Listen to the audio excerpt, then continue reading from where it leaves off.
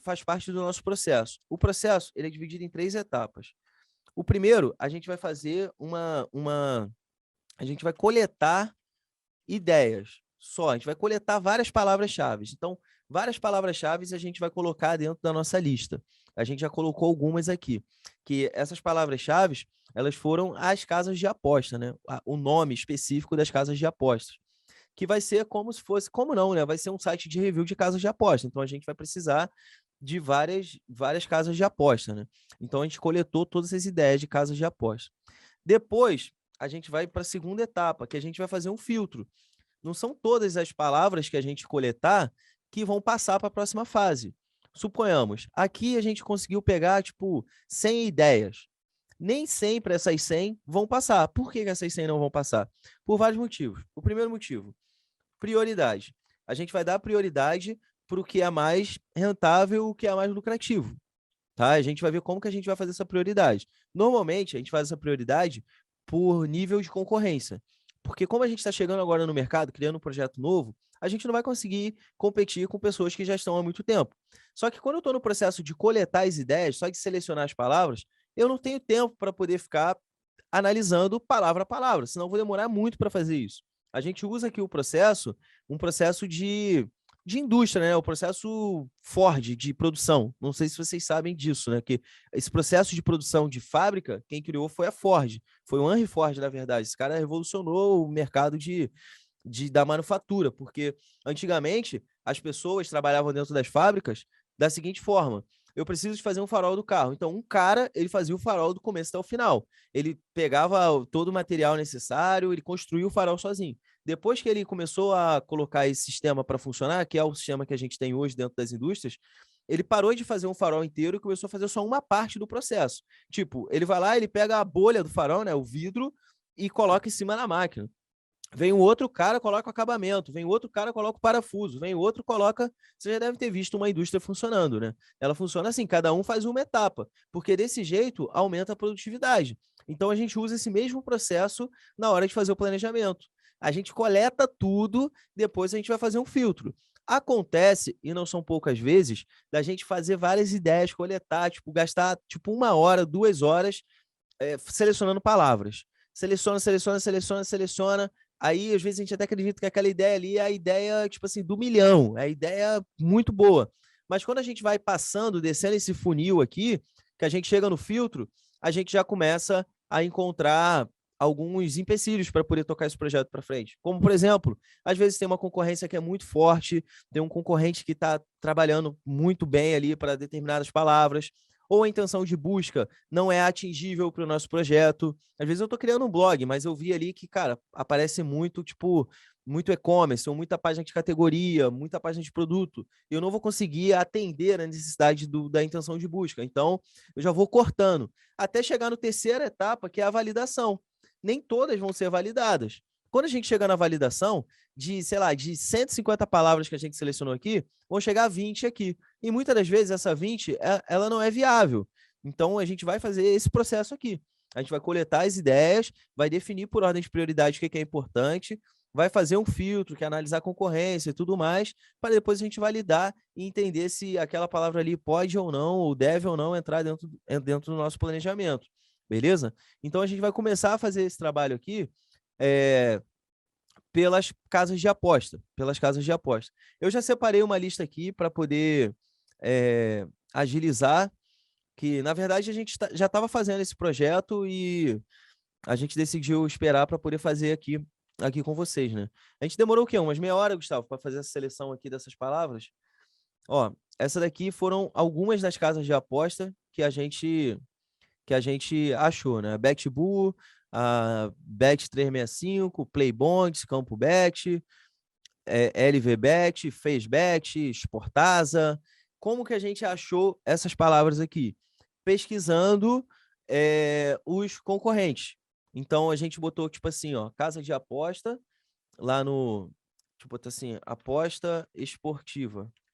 A gente colocou aposta esportiva no planejador de palavras-chave, e aí a gente foi pegando quem estava nas melhores colocações para esse termo. Talvez eu dê uma engasgada aqui, demore um pouco, gente, porque eu não tenho o hábito de usar o SEMrush. Mas eu vou começar a usar mais o SEMrush porque, como é a ferramenta que a maioria usa, né? Então, de repente, pode ter algum gargalo na hora de ver a gente fazendo aqui no Ahrefs, depois vai fazendo no SEMrush e acaba enrolando. Então, eu vou me habituar a trabalhar com o SEMrush. Então, ó, a gente coloca aqui, ó, pós esportiva, e aqui dentro da pós esportiva, a gente vai conseguir ver quem são as pessoas que estão melhores posicionadas. E daí que a gente começa a fazer a análise, porque, por exemplo, esse aqui, ó, postesportiva.com. Daí a gente vai entrar nesse site e vai ver quais são as palavras que ele está posicionado, beleza? Então aqui vamos ver o que ele tem posicionado. E foi assim que a gente foi fazendo de o trabalho de brainstorm para poder coletar as palavras. E eu não entendia nada desse mercado, como continuo sem entender, mexi muito pouco, mas com isso daqui é possível a gente conseguir começar a entender, ver o que a galera está pesquisando, quais são as palavras que tem aqui, para a gente poder ir acrescentando dentro da nossa lista. Por isso que é feito em 3 etapas. Primeiro a gente seleciona, depois a gente analisa, que é o filtro, e depois a gente valida. Tá? Então, todas essas palavras que a gente encontrou aqui, essa aqui que vocês estão vendo, elas foram adquiridas dessa forma. Para você fazer isso em outro segmento, é o mesmo processo. Por exemplo, eu quero criar um site de panela. Não tenho a mínima ideia de brainstorming de panela, não entendo nada de panela. Como é que você vai descobrir, por exemplo, um exemplo básico aqui, ó, panela de pressão de 4 litros. Eu nem sei se esse produto existe, mas estou dando um exemplo. Panela de pressão de 4 litros. Como é que você vai saber que existe essa busca para essa palavra, panela de pressão de 4 litros?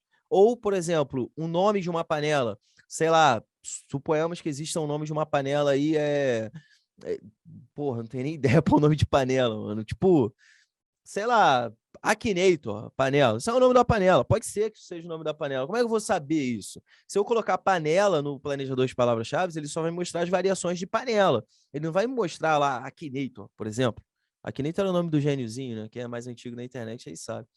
Então, assim, não tem como a gente saber, entendeu? Então, por isso que a gente precisa analisar nos sites das pessoas que já estão posicionadas, porque aí a gente vai conseguir ter um monte de ideias, que foi o que a gente aconteceu. Como é que eu ia achar aqui Campbet? Não faz sentido, mano. Não tem como saber Campbet. Eu só descobri porque eu vi que Campbet estava posicionado em outros sites, entendeu? Então, assim, a gente conseguiu determinar. Uma das coisas que é muito importante a gente fazer nesse processo aqui também é a gente definir quem são os concorrentes, tá? Definir quem são os concorrentes, faz parte dessa análise, tá? Definir os concorrentes. Os concorrentes, a gente tem 2 tipos de concorrentes. A gente tem os concorrentes de o SEO e os concorrentes de negócios. Tem esses 2 tipos. Por quê? Acontece com muita frequência aqui da gente pegar um cliente e o cara já fala assim: não, os meus concorrentes são esse. Irmão, presta atenção. Para ele poder saber quem são os concorrentes dele, ele precisa saber fazer SEO. Se ele soubesse fazer SEO, ele não estaria contratando uma consultoria. É a mesma coisa que o cara chega, um cliente chega e fala assim: ah, eu preciso posicionar para essa e essa palavra. Mas, cara, como que ele vai saber que essa palavra que ele precisa se ele não entende nada de marketing? Ele não entende nada de SEO.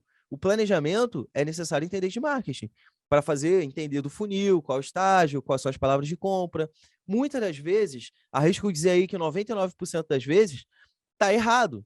O cara chega e fala assim: pô, eu quero posicionar para Serasa. Eu quero posicionar para a palavra dinheiro. Já aconteceu várias vezes.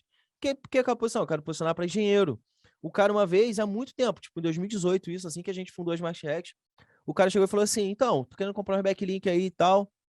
Beleza, então tá. Quantos links tu quer? Ah, não, 15 e tal, parará. Qual é o site que tu vai enviar? Então, eu não criei o site ainda não, tô criando. E tu quer posicionar para quê? Ah, eu vou posicionar para Bolsa Família, INSS, era uma parada assim absurda para ganhar com AdSense. E o valor dos links na época era tipo R$ 2.000 que ele ia pagar, né? O serviço que ele ia pagar. Aí ele falou assim, pô, quanto tempo tu acha que isso aí leva para dar resultado? Aí eu falei assim, depende, o que você chama de resultado? Ele, não, eu quero ganhar tipo US$ 100 por dia só. Tu acha que em 2 meses eu consigo ter US$ 100 por dia comprando os links? Aí eu falei, vamos lá. Tu vai me pagar R$ 2.000 aqui para você ter daqui 2 meses US$ 100 por dia, que dá tipo US$ 3.000 no mês. que a cotação do dólar hoje, né? Na época eram uns 3 reais, mas daria tipo 15 mil, 20 mil reais. Aí eu falei, então tu acha que eu tô te vendendo um serviço que você tá zerado, você não entende nada do negócio, não entende nada de SEO, você acha que daqui 2 meses você vai estar ganhando 20 mil reais por mês. Aí tu vai me dar dois, aí daqui um mês, 2 meses, você tá recebendo 20. De duas, uma. Ou você é muito esperto, ou eu sou muito otário. Alguém é demais aí. Porque se isso daí que você tá falando existisse, eu não estaria vendendo o link. Eu estaria fazendo o que tu vai fazer, pô. Pra que eu vou vender a parada pra tu, vou ganhar 2 e tu vai ganhar 20 todo mês? Tá entendendo? É porque ele não sabe. O cara não sabe. Então é esse mesmo nível de pessoa que chega e fala: não, meu concorrente é tal. Não é. A gente tem que aprender a definir quem é concorrente de negócio e quem é concorrente de SEO. Por exemplo, nesse exemplo aqui da, da aposta esportiva. Se um cara. O que aconteceu, inclusive? Ah, não, o concorrente é esse aqui, ó. O Bet365 é o maior. Mano, ele é o maior concorrente de negócio, mas ele não é o maior concorrente de SEO. Existem outros sites que são muito melhores colocados, que têm muito mais relevância para o buscador do que a Bet365. Não é porque a Bet365 está patrocinando a Champions, está passando comercial na televisão, que é o concorrente, tá ligado? Não é, ele só trabalha no mesmo segmento. 120 nichos lucrativos e sem concorrência. Eu separei a lista dos melhores nichos para você monetizar o seu blog em 2023 e tá tudo disponível no link aqui da descrição. Então toca lá e pega o meu e-book gratuito que vai te ensinar 120 nichos para você monetizar o seu blog em 2023.